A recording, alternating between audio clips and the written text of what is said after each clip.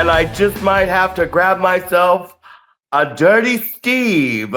Hello, everybody, bright and early with another episode of the Going Over podcast. This is number 75. I'm pretty freaking sure of it. And that's 3/4 of a way to a century to a 100, moving towards triple digits. Everybody, I am your neighborhood friendly coach, trainer, promoter, 43-year-old professional wrestler, Zack Primetime Reeb. And I'm joined alongside, as always, my buddy, my pal, my podcast partner, the 7-foot wrecking ball, Paul Isadora. Paul, what a weekend. Yeah, man, what a weekend. Yeah, so, I think fairly successful show for us.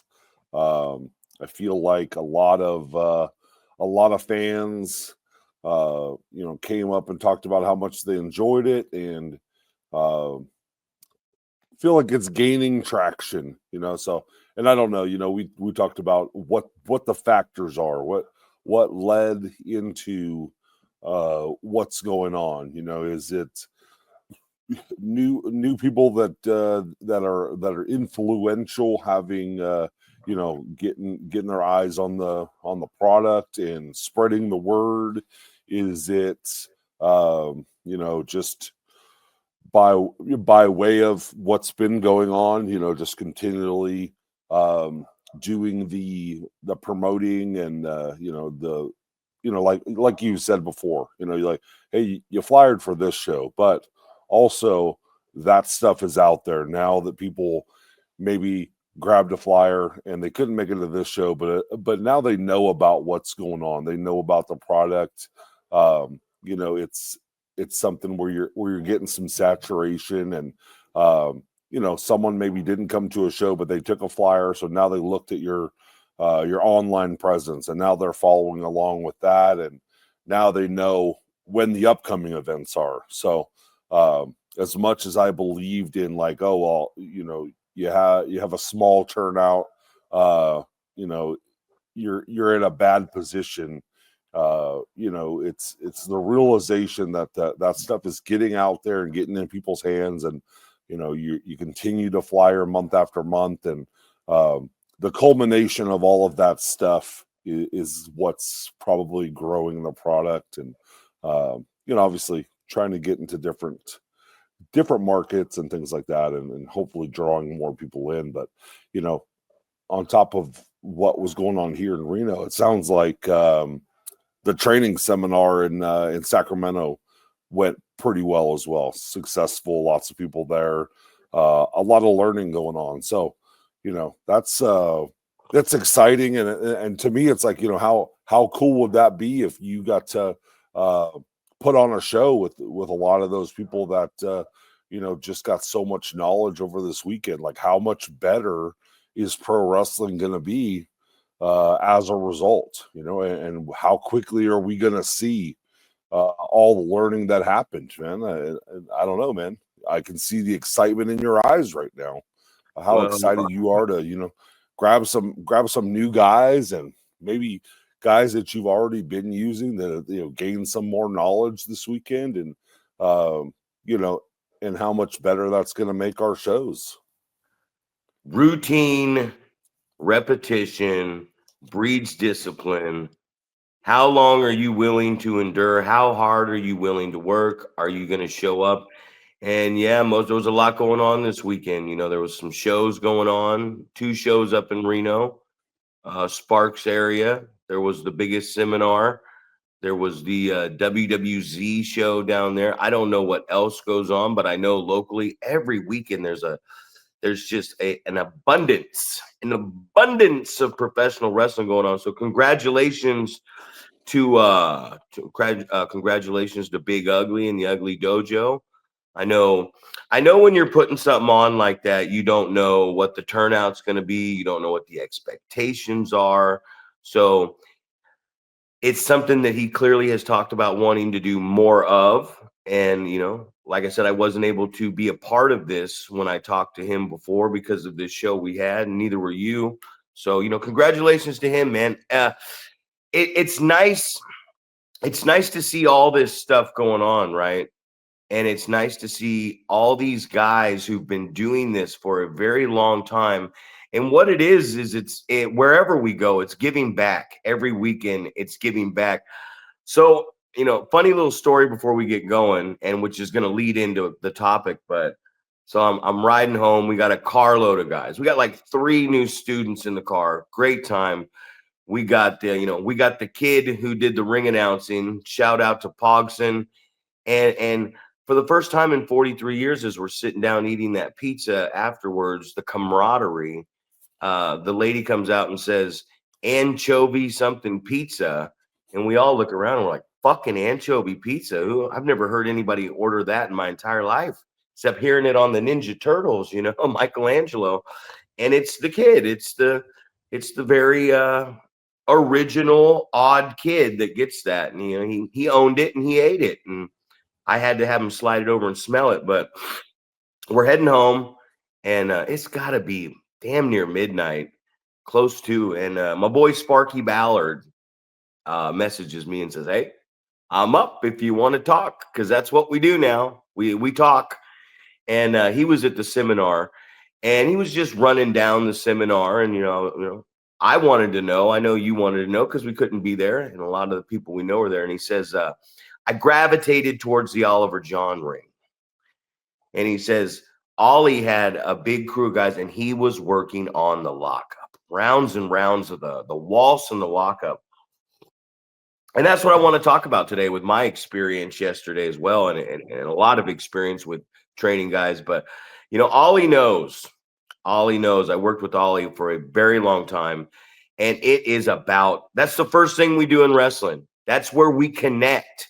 We connect and learn in this business from the tie-up, man. That's where we communicate, and that's where we feel. That's the feeling out process. But he said something to me. He said, so Ollie falls down and goes into basically like mild heart attack, stroke, overheat mode, and he's on the ground, and his eyes are open. And, Sparky said, I was getting ready to call the cops.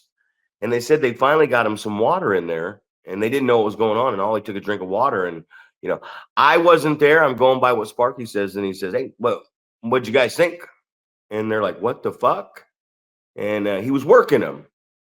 And what he said was, did you believe something was wrong with me? And everyone, goddamn, yeah, we did. Ambulance is on the way. You know what I mean? This could be a fake 911 call. And he said, that's what you have to do. That's what you have to do. We talked about it last podcast.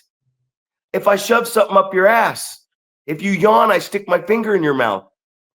Getting real reactions from people off of situations, yesterday, I finally let up because I had to, but the whole me and Sergio bathroom incident, which I'll just leave at that. You can really dig into somebody and make something real. So I just was like, whoa. And my response was, that's a little grotesque, right? That's a little demented, going a little far. But here's this guy that everybody, including myself, goes, wow, measuring stick of where a lot of us, wanted to be and worked with. And what's he doing? He's working on the collar and elbow tie up off the walls and making that. This has to look real. Guys, this has to look real. And then he fakes his near death and works everybody into concern to say, hey, did you believe what I did? And I think that made my entire night. That's why I was able to sleep my beautiful 4 hours until I got up to do this. And we're here doing this. Ugly, Flaco, Dynasty, Ollie, Tim Thatcher, Ryan Tran comes from WWE. We're over here doing this show. And here we are this morning. Why? Because, man, we're just all fucking very passionate about this thing we get to do. We're blessed and lucky that we get to do this thing. Exactly. Yeah. And I think, and I don't remember who I was talking to, but, I was kind of talking about, just the goal, it's to make pro wrestling better, right? It's, I'm like, I've already surpassed the point in my life career that I'm gonna have a chance to make it, quote unquote, make it, right?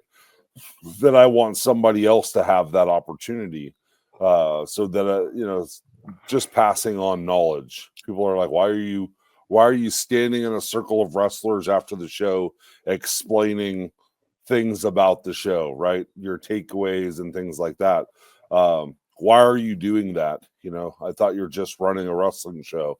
But it's not just running a wrestling show. It's trying to make pro wrestling better. So, standing in a circle of wrestlers and trying to get the point across of, different things. But it makes me think about, certain scenarios where, so many times I've talked about, like, if you don't pay for the advice, somehow it is, it's not valuable. But, I was talking to one wrestler after the show, and I was kind of giving them some examples of things that were happening throughout the match.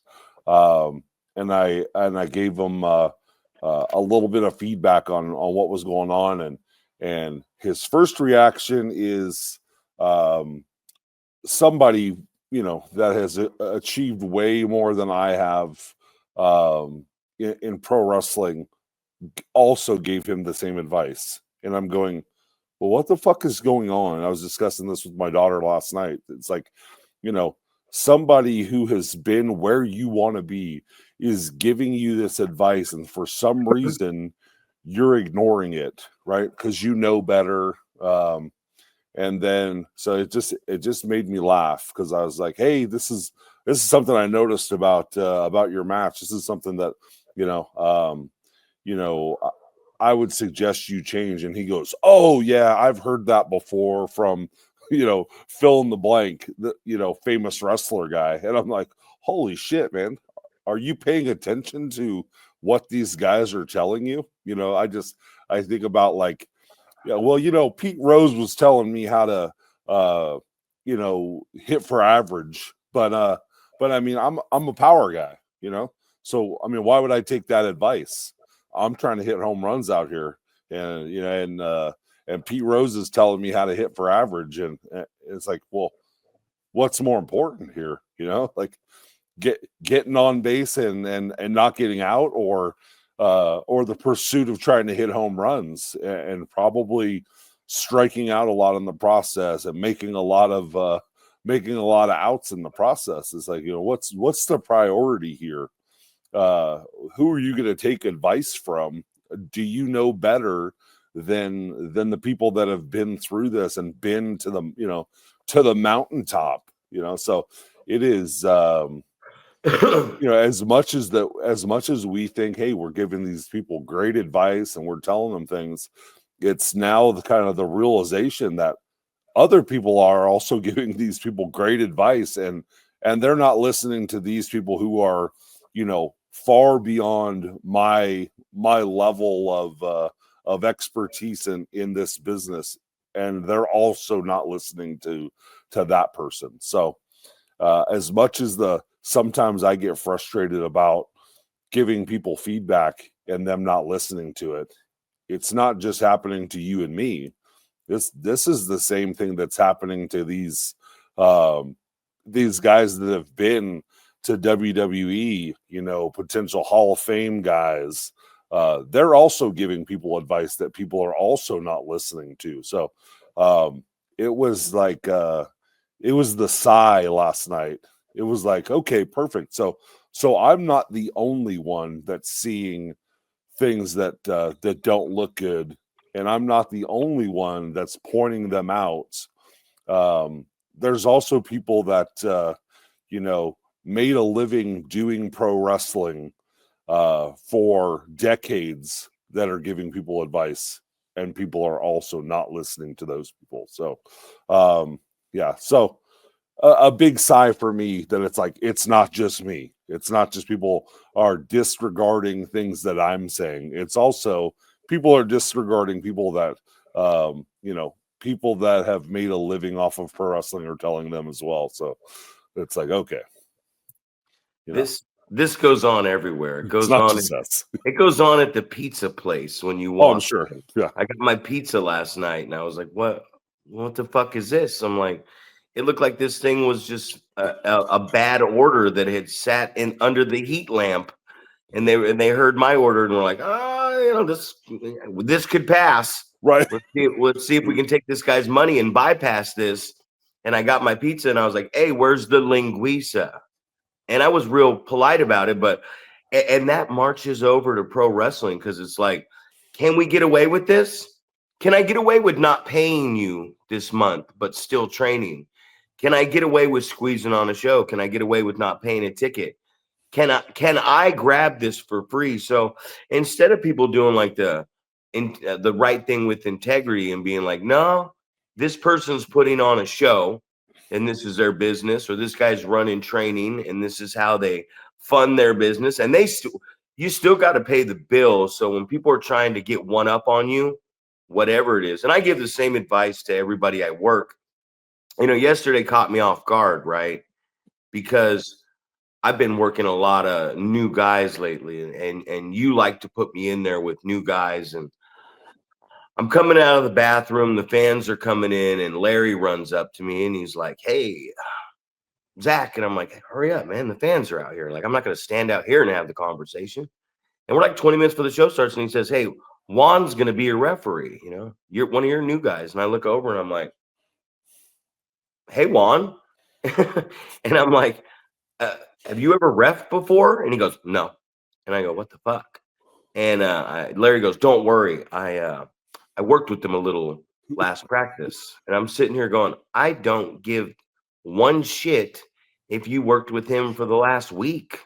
You've never reffed a match and you've only been working on it for one practice. So at first, and it's my growth too. It's like at first I looked at this like, no way, this is unacceptable. I'm not doing this.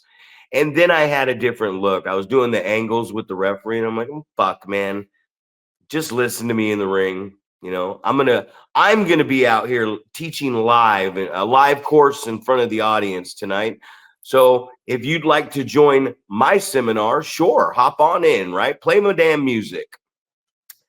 And I looked at it and I was like, okay, my music played, and this is where I saw the growth of your promotion, and I saw the growth of just me coming out, and this is what I'm doing.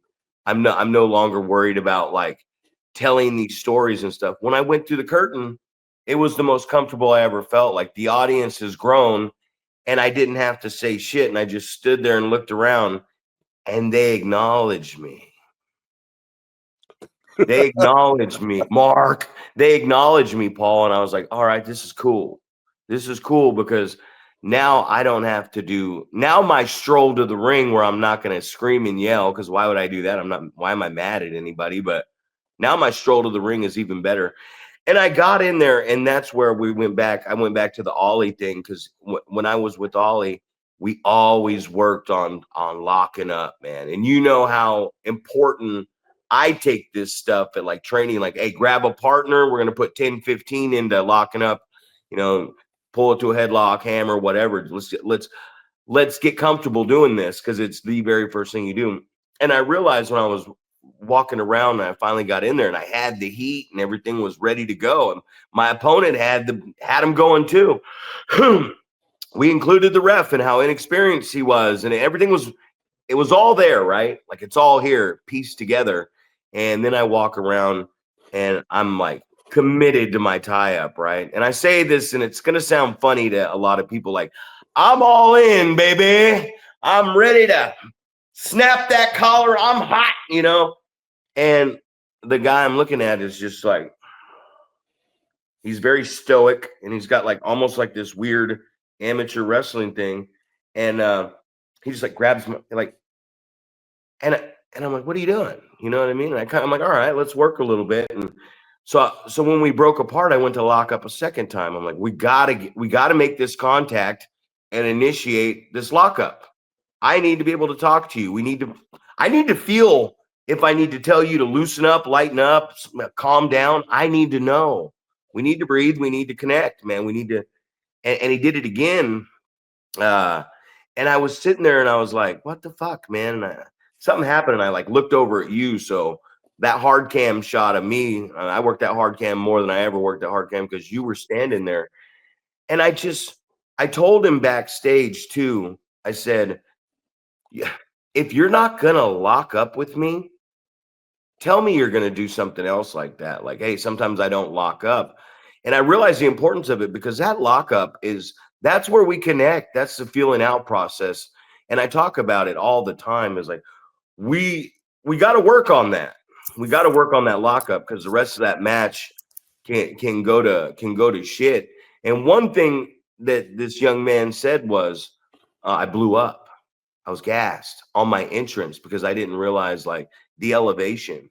And I remember that time that Rayshawn was puking and got elevation sickness. And it's taken me a while when I go up that way. And I realized last night that it's true. It's true in a sense that if you get blown up because you're not prepared for the elevation, you can panic and everything can go out the window. So for me, it was like, the old me, if someone threw a new referee at me like that, I started that way where I was like, no way, man, not doing. And then the new me was like, no, okay, we'll make it work. And then I was pissed after my match, visually pissed. Good thing I was the bad guy. And I came through the curtain. And at first I was pissed. I was like, motherfucker, what the fuck is going on? And then I stopped myself and the new me goes, okay, it's okay. And then when the new ref and the wrestler came to the curtain, I spent a lot of time after that talking with them and helping them out. And it's like, that's what it's about, right? It's over. This thing is over. We're moving on. So what is the importance, obviously, of this walking around and this connection with a collar and elbow tie-up? Well, obviously, it is of the utmost importance. It's like you said, it's that connection, it's the feeling out process. It's your way, especially if you've never wrestled a guy. This is your way to go. How tight, how loose is this guy? Like just you have all the different. So many things come out of the lockup. And to hear that Oliver John was putting so much work into the lockup when my understanding was it was all, and it almost sounded like the way it was described was like, he's going to be adding the like almost like finishing touches, right? Filling in the blanks from the other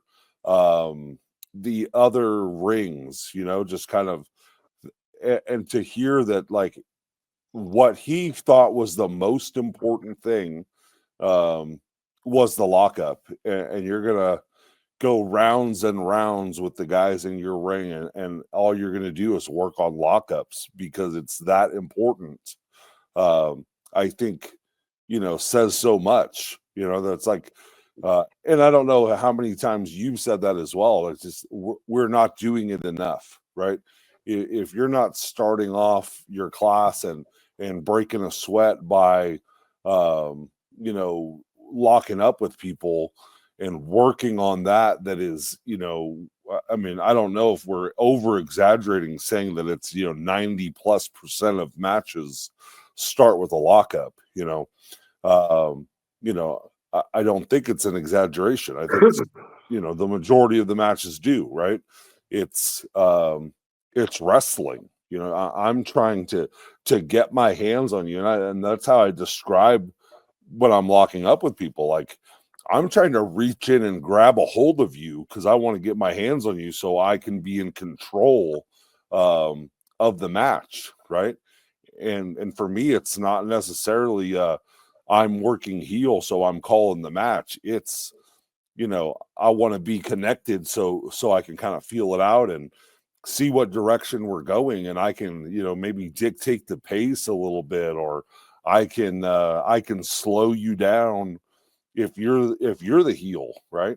yeah, I can kind of, have a little bit of part of the dictating of the pace.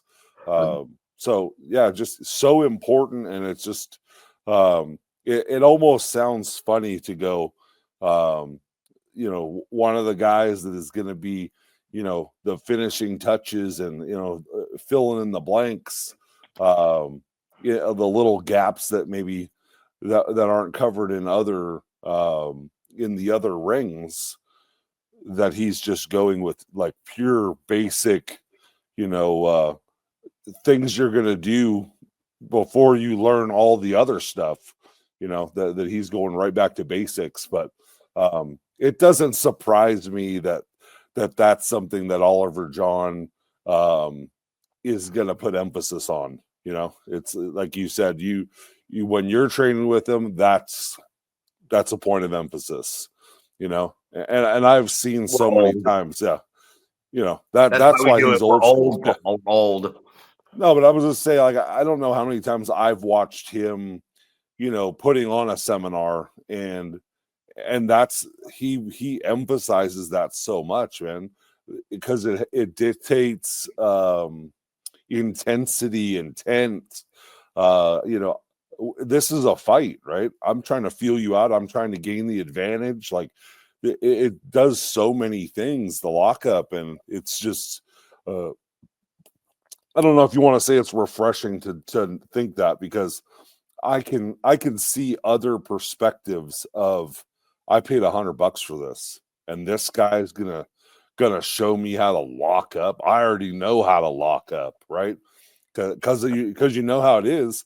Everyone thinks that they know how to lock up. They don't understand the importance of being good at it, So definitely, I'm excited that that's something that he thought was a thing that we need to put some emphasis on and put some time into. And, just like I said at the very beginning of this, I'm excited to see what is the result of this, right? So much knowledge, I feel like it was like, noon to 8 or something like that, small lunch break. So much knowledge was probably dropped in this thing. And, you just hope, I saw some pictures of people, with a notebook, writing things down, paying attention. So, it's, the hope is that, some trainers, people that train wrestling schools, were there taking notes. And I always felt like that was something for us. Like, we would go to the Harley race camp, and I feel like when I'd come back from that, I would have a notebook full of stuff that okay, here's what I'm bringing back to our school, or here's what I'm bringing back to NorCal, is this information. Hey, these are the things that they were emphasizing at Harley Races camp that they're doing in Japan, or that they're teaching for guys to be ready for WWE or TNA or wherever the guys were trying to go after that. Here's what they thought was important. These are the things they were stressing. Here's some drills they were doing to try to accomplish those things. So, those are things that I would always come back with, is like, these are the things they're looking for right now to get signed, right? Trying to give people the most advantage possible. So that's the hope, right? That people came out of this seminar and they've got a bunch of stuff that they're going to be working on over the next several months, year, whatever, that we're going to try to get better, right? And so hopefully it was for the best of NorCal in general, and hopefully we're going to see a lot of better wrestling, and you're going to get to experience it firsthand, because the new guys you're going to be in the ring with them at our shows. You can write down whatever the fuck you want to write down. Impactful shit is something that's said to you, or something that you've seen that you pick up yourself. It comes from experience, and you say, yeah, how important. It's fucking obvious the lockup's important, right? Like yesterday when I came out to the truck and you were putting stuff away after the match, I went to show you something. And what did I want to do with you to show you?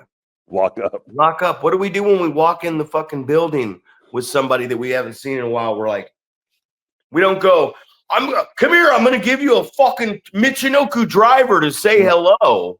No, we lock up, we connect. Robert Thompson used to always tell me every time I seen the bomb and the brown bomber in the ring, he was stressing the importance of that two bulls colliding in the lockup. Oliver John, lock up. I'm not saying this because it's like a revolutionary fucking thing that I'm like, I figured something out today. The lockup is very important. No, it's been drilled in my head. One of the things Roland Alexander over and over would always tell me, and it made me realize, kicking out. Zach, your kickouts are fucking weak. Whatever. And then here I am now watching it as I get older, and I'm like, oh shit. The kickouts look fucking terrible when they're weak. The heat looks weak. We go back, lockup's the first thing. And if it's anybody who's been anywhere, it's not just because we're getting older and like, oh, well, this is what he can still do standing up. It's the first thing that you do, guys. I am always going to check somebody's lockup out. I'm not going to get in the fucking ring. I don't care how you heel bump. I don't care how you bump. I don't care how you roll. I'm going to be like, hey, you come here. Let me see what nope, you don't know how to. That's not good enough. Because it's not good enough. And it's not me just going, hey, I'm going to fucking harp on you and belittle you and pick you apart. I don't need to pick you apart yet, because if your lockup isn't good enough, then we're going to work on that. And I'm going to continue that. And that's one thing that I told the guy from, the young man from last night. And a great guy.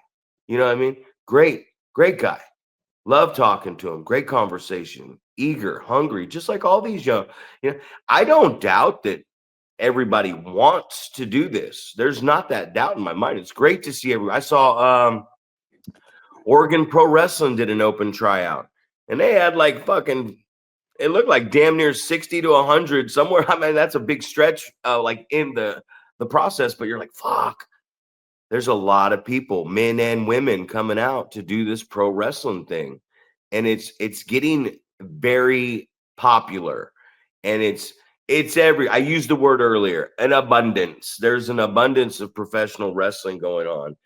But one thing I noticed last night too, when I was explaining to the guys, was your stuff in the ring looked good, right? So I give you guys an A on execution of the physical brutality of what you're doing. Good job. You got an F in listening to the audience. You just did, because, and I heard it last night. I heard it because the name that the audience was chanting as loud as they could 3 different times during the tag match was a name that you will stop and notice, because they're chanting Milfy, and you're like, oh God, man, they're actually chanting. The audience, kids and all, are chanting milf, milfy, and they did it 3 times. So sometimes you got something planned out, or when you're gonna go home, I guess, when the hot tag's gonna happen, you are gonna dictate when it's time to make that hot tag. You can do a good job and get them going or whatever, bang on the buckle, who gives a shit. But so there's 3 times that they're chanting this name loudly. And I was like, hey guys, you missed all 3 opportunities. I was telling the guy, that's when you have to start coming up and you get shut down. But also, you guys had 3 opportunities that you could have cut everything else out and gone to the hot tag and gone to the finish right there, and nobody would have given a shit. The fans definitely wouldn't have cared because they were ready. You wouldn't have cared. Let's get moving on. This one's dragging a little long on the show. Let's get the fuck out of here. And I said, you waited through all 3, and then by the time you got to the hot tag, they were done chanting that chant, and you didn't get another one. If there would have been a 4th one, then the hot tag would have been great. But there wasn't. Right. They were chanted out after 3, and you never took advantage of giving this guy offense as they were chanting that, and then bringing him back down. And you never use that for the hot tag. So we talk about the lockup over and over, and that's going to be important. I'm going to say it every show. Everybody who's watching this, take a 5-minute break and let's practice air lockups for a while, right? But man, the best advice I can give people, and I continue to do it, is you're missing this. Not just that you're missing it in your game, or not that you're missing it. You didn't do it. You didn't do it. You said something to somebody yesterday when I walked up to that little circle of people that were talking to you, and you said, "Hey, I think you did this move at the wrong time. Like maybe you thought it was the right time, but to me it was the wrong time." And I know exactly what you're talking about when you're saying that. And I look at these people and they're just going, but they don't. And you're not just talking about the placement of when it happened. You're talking about this. You're like, that wasn't the place and the time to do what you did, because it wasn't the place and the time to do what you did. The people weren't with you when you did it.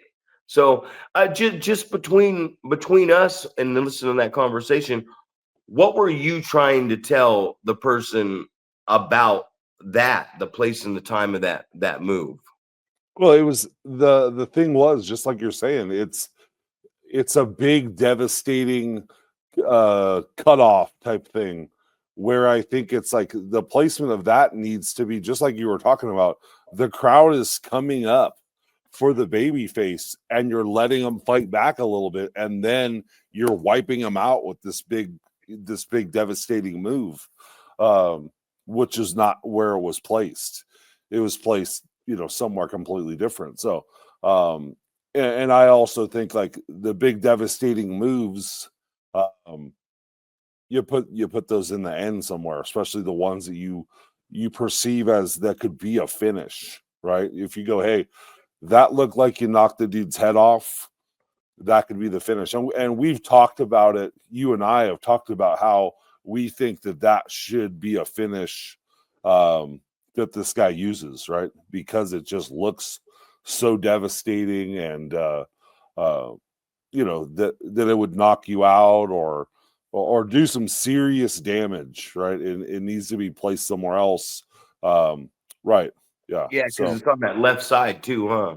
Right, and it's unique, and like there's so many cool qualities about it, and I was just trying to get across them. Like I think you wasted it in the place that you put it, and that was something that he said, "Oh, I've been told that before," and I'm just like, well, then why aren't you listening to people telling you this before? So I don't know. That was just, and for these guys, it's like I watched all of the matches, right? So I have little things that I remember about each match, and getting back to the tag match you were talking about. I was telling the guys in the other tag match kind of the same type of thing. Like, hey, you guys went to a double down, but you didn't allow the crowd to come up enough, So, like it was another missed opportunity, right?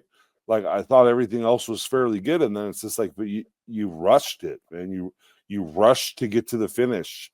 You guys weren't patient enough to wait and allow the audience to feel like they're getting into it, and they're influencing the babyface to come back and fight back. So I feel like it was a bunch of missed opportunities last night, but I also feel like there was a lot of really, really good stuff that happened as well. So, and the conversations last night were, you don't want someone to go, hey, everything was great, right? Because unless you are some super high level guy, there is not going to be a match that everything went great, So you wouldn't be working for a small independent wrestling promotion if everything you were doing was great. That's all that needs to be said. Right.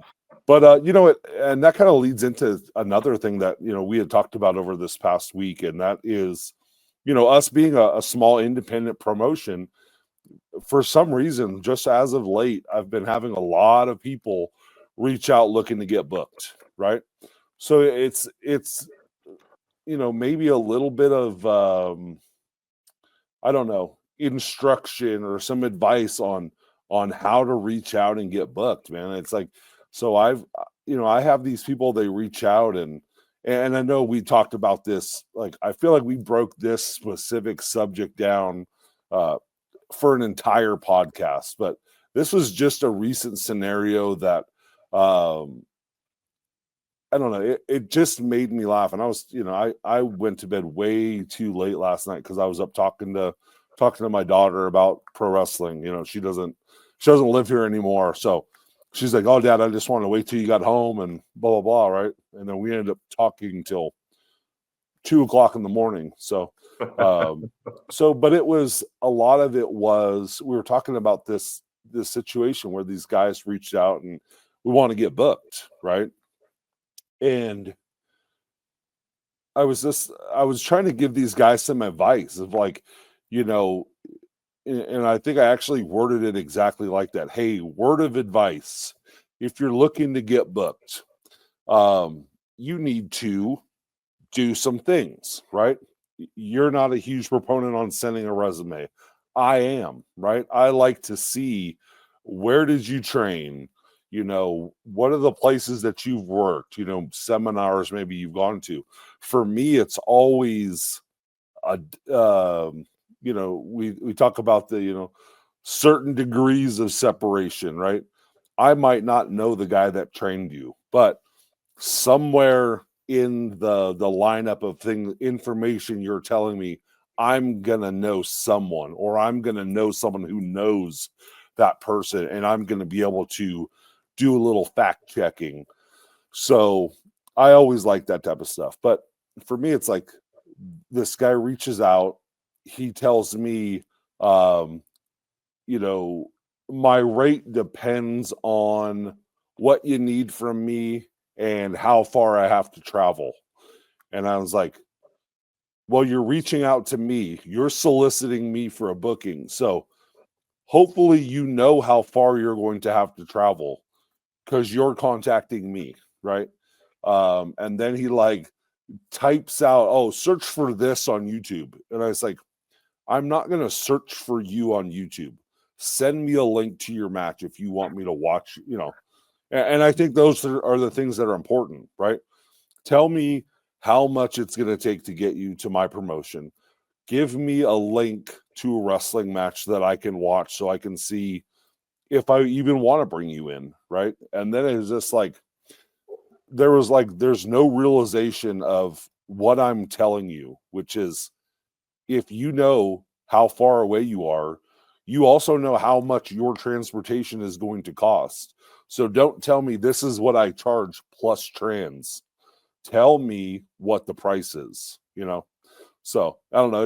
It just made me laugh because obviously we were telling the story while we were eating. It's like, I'm walking around in Walmart and, and I'm like, you're like, let's do some quick math on how much money you'd have to spend in trans. And then we come to find out, like, these two guys, they're going to travel 700 miles and they need $700 to work for you. And I'm just like, then we're watching the matches, and there's definitely a different perception from certain people about what makes good wrestling, right? Or what good wrestling looks like.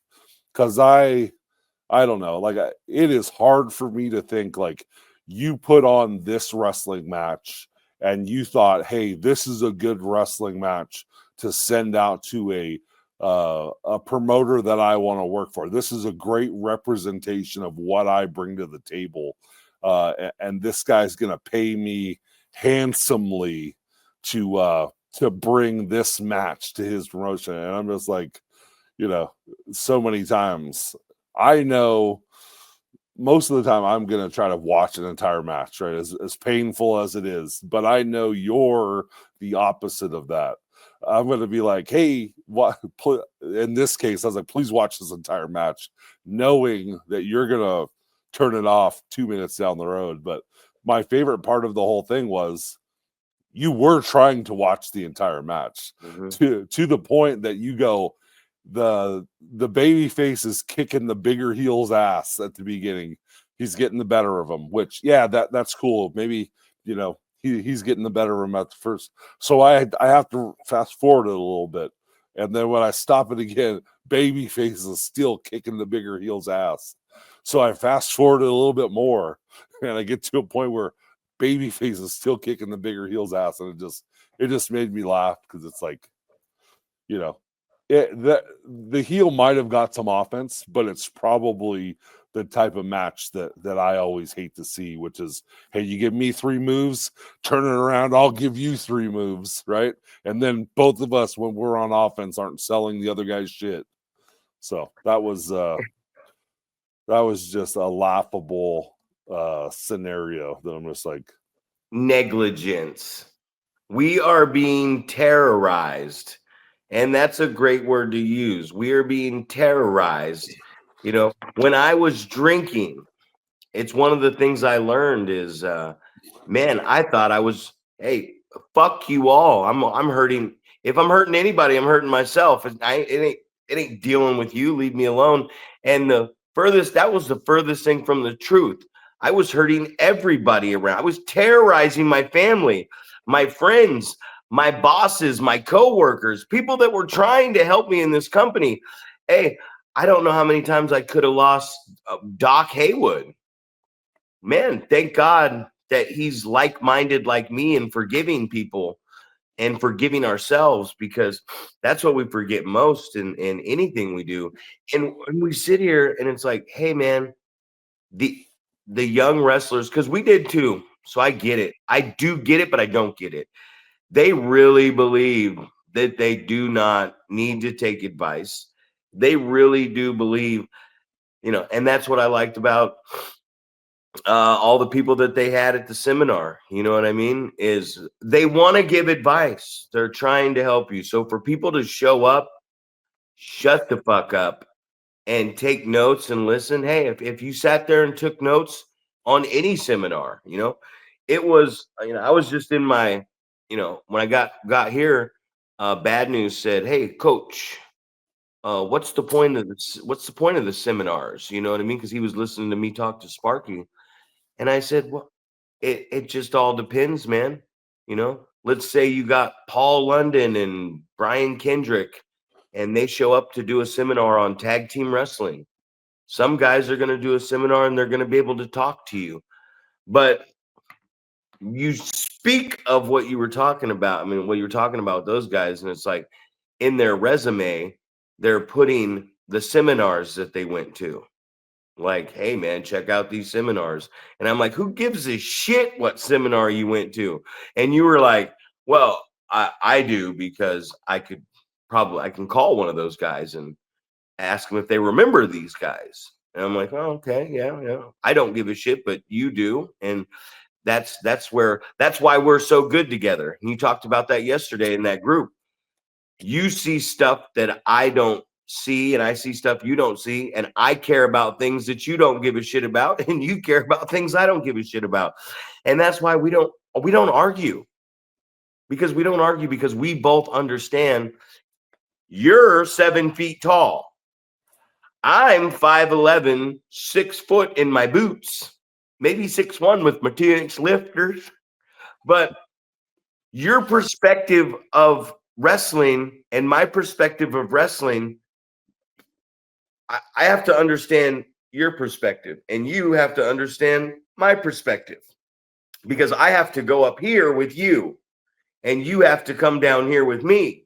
So in order for me and you to be able to do business in that ring when we get there, I have to understand that I gotta come up here and chop you down to here. And then you go, I have to stay up here, and I don't want to come down here to your size. So we have a different view of wrestling. But the one thing we have in common is, and it's like this program too that I'm in. And the one thing we have in common is you're raised differently, I'm raised differently. We have the same problem. We have in that sense, me and you have the same passion, right? So how do we figure out these two different characters and sizes and personalities and mix them in. Well, what draws it all together? Basics, fundamentals, storytelling, psychology, the promo, all these cool things that we get to do to piece everything together. And that's the thing, with the seminar like that too, is you're getting so much from so many different people. And shit, man, I've seen these students everywhere. It's hard enough to get somebody to focus in on one thing and take something from that. Like we just talked about the fucking lockup. So obviously Ollie was like, hey man, let's see if this looks good. And we can go further from there, right? So that's what you do. The measuring stick of where the guy you're working. I didn't do that yesterday. I did that afterwards. Because I ask, can you work? Are we good at the start? Oh yeah, we're good at the start. And then I get in there and we got them. And I'm like, ooh, yeah. Now I've earned the right to lock up. And then I didn't get to. So I was like, all right, motherfucker, let's try this again. All right.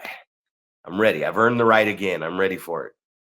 Fucking clinch. You know what I mean? Like now I'm going to grab control. And you know what I did? I grabbed a clinch and I turned it to a headlock. And then I was just waiting on it. It's like just waiting on it, right?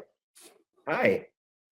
Thumb wrestle while I'm in there. I was thumb wrestling myself, and I'm just waiting on the audience. And I did when I got him on the mat. I put him in a chin lock and sat there. And it's like I'm trying to tell him, he's like, oh, I was gassed. And it's like, well, when you're gassed, don't go fast. If I'm out of breath and I'm not going to go. What's the worst thing we want to do when they're like, run another sprint? I'm not trying to sprint and run fast when I'm tired or I'm having labored breathing. I'm trying to relax, get my breathing. So here we go. Let's relax. And what do the fans do? Okay, we can't relax no more. Get up. We got to do something. All right. But we can get back to relaxing. So it's just this beautiful thing, man. And work on that fucking lockup, guys. I mean, work on it. Work on your lockups. Work on your kickouts. Work on your reversals. Work on hitting the corners. Work on the stuff you do out of the corners. One thing I always say is back elbow. Dude. Fucking guys chucking at us in the corner. Why don't we pull ourselves out of the corner and fucking just rape his ass with a forearm? You know what I mean? Like, come here. I'll give you some of that. Hold on, I'm gonna take my headphones off because I'm gonna work you over with this right here and just really, really give it to you. But man, just a beautiful weekend, man. That's my defect, is I'm sarcastic, and I will not give that up. That is one thing I will not. I will work on it.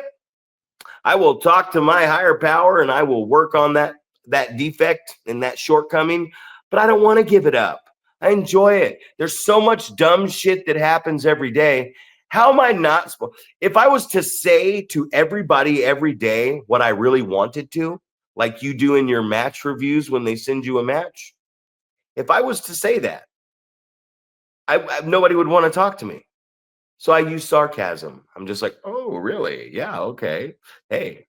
And you said it best. Great match, right?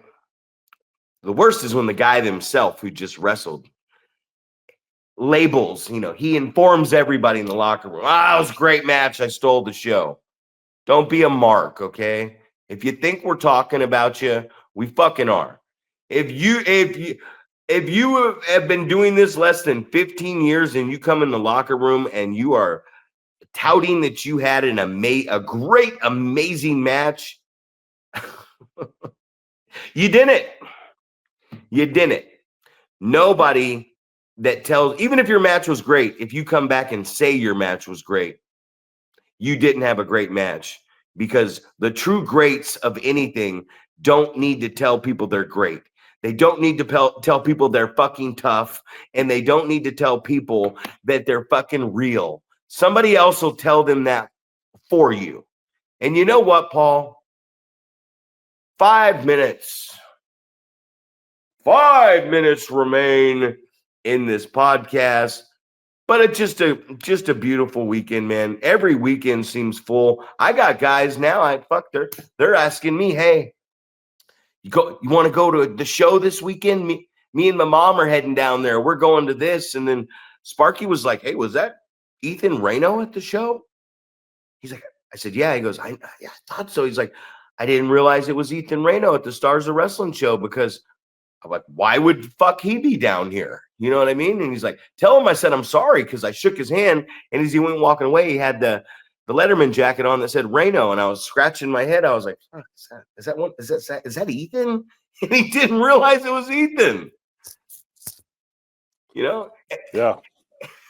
Fucking exactly crazy. Right. Well, you know what? And that's, I think that's one of those deals, man. When you are, when you're not booked, going to shows and checking them out, and trying to see what the guys that are doing a really great job, what are they doing? We've talked about this before, like the main event guys, like what are they doing to get into the main event? And it's all about the learning, the learning process. And I'm sure Ethan was trying to network a little bit, with some guys at that show. So, but I mean, that's what it's really about, man. If you're not booked, man, go watch a show, try to get better. Go watch a show, see some shitty matches that you don't want to replicate. It's like, it's going to be one of those two things, right?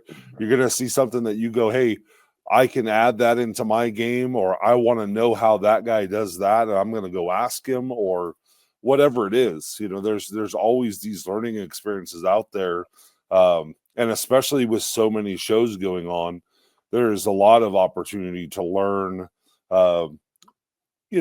whatever it is. It could be what not to do. It could be what to do. But, going to these shows, and I talk about the power of networking all the time. You got to get out there and get your face seen. I don't know how important that's been in the past for our students, just coming and helping out, to eventually get booked, because it's like, yeah, it's definitely, it's one of those, there's deals where now it's like, oh, I always see this guy's always helping with ring crew, or this guy's always asking me what I need help with. And then you're associated with your trainer and go, okay, well, obviously this guy's coming with Zach, this guy's well trained, or hey, this guy's coming with the Reno guys, he's well trained. It's just, you have those assumptions. The guys that you go, hey, that's a good trainer, their guys are gonna do it right. And we've talked about SPW guys before, about like, oh, these are the guys that are gonna show up early, they're gonna help you with ring crew, all these different things, train the right way in those senses. So, but yeah, man, this is just a reminder that, do what Oliver John's doing.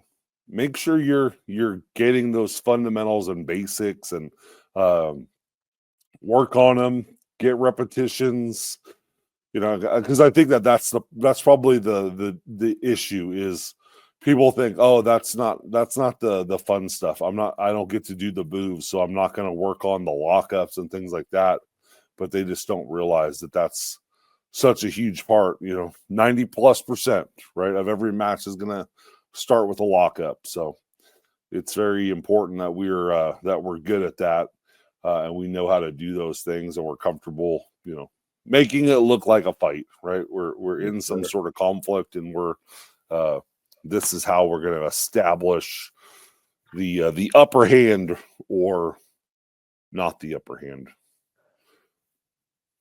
Well, you were just talking about the ring crew yesterday, and the exact two people that we were just putting over on that ring crew yesterday left and did not help with the ring crew. So you never know who's watching, and these things are very noticeable at all times. So for Zach Primetime, Reeb, and the Wrecking Ball, Paul Isadora, keep working hard, work on your fucking fundamentals. And most importantly, guys, if you do anything with your day today, Have a great day. Be safe. And if you do anything with your day, just subscribe to the Going Over podcast, okay? That's the most important thing I want you to do today.